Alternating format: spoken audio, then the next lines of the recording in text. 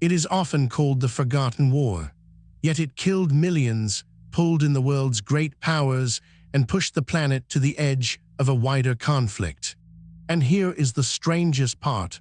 More than 70 years later, it has never officially ended.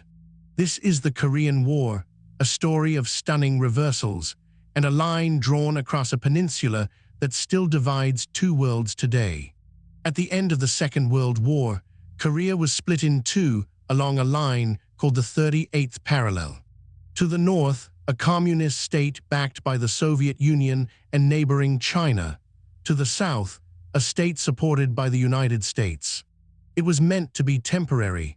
Instead, two hostile governments hardened on either side of the line, each claiming the whole country.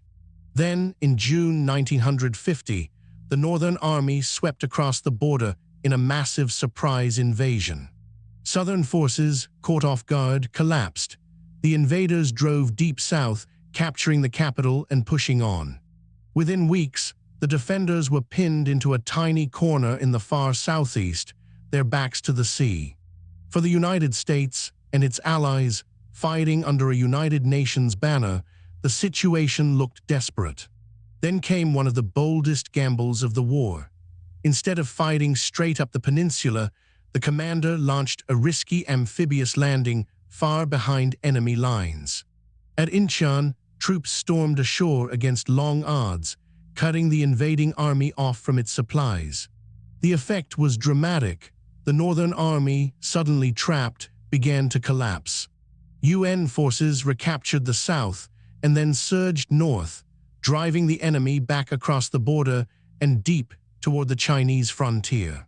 It seemed the war might be won outright and the whole peninsula united, but that advance would trigger a far larger danger. As UN troops neared its border, China warned it would not stand by. When the warnings were ignored, it acted. Hundreds of thousands of Chinese troops poured across the frontier in a massive, unexpected offensive. In the brutal cold of a Korean winter, UN forces were suddenly overwhelmed and forced into a long, bitter retreat. Some of the war's most desperate fighting came in these frozen mountains, as surrounded units battled their way out through the ice and snow. The front came crashing back south again. The capital changed hands once more. In just months, the war had swung from near defeat to near victory to near defeat again. Eventually, the two sides ground to a halt, roughly back where the war had begun, near the 38th parallel. What followed was 2 more years of grinding, static warfare. Trenches, hills fought over again and again, and terrible losses for little movement. Meanwhile, long, tense negotiations dragged on, searching for a way to stop the killing. Finally, in 1953, an armistice was signed. The guns fell silent along a fortified line very close to where it had all started. But an armistice is not a peace treaty. It was a ceasefire, not a settlement.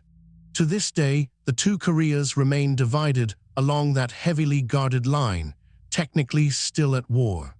The cost had been staggering: millions dead, a peninsula devastated, families split apart for generations. And the world had learned something sobering, that in the nuclear age, great powers might fight fierce, limited wars without ever daring to unleash their full strength. The Forgotten War was never really settled. It was only paused, and the pause has now lasted longer than most people have been alive. A line drawn in haste in 1945 still separates two worlds today. Reversals like these turn on single moments, and few single moments in all of military history mattered more than 5 minutes over the Pacific, when the fate of an ocean and a world war was decided. That's the next story.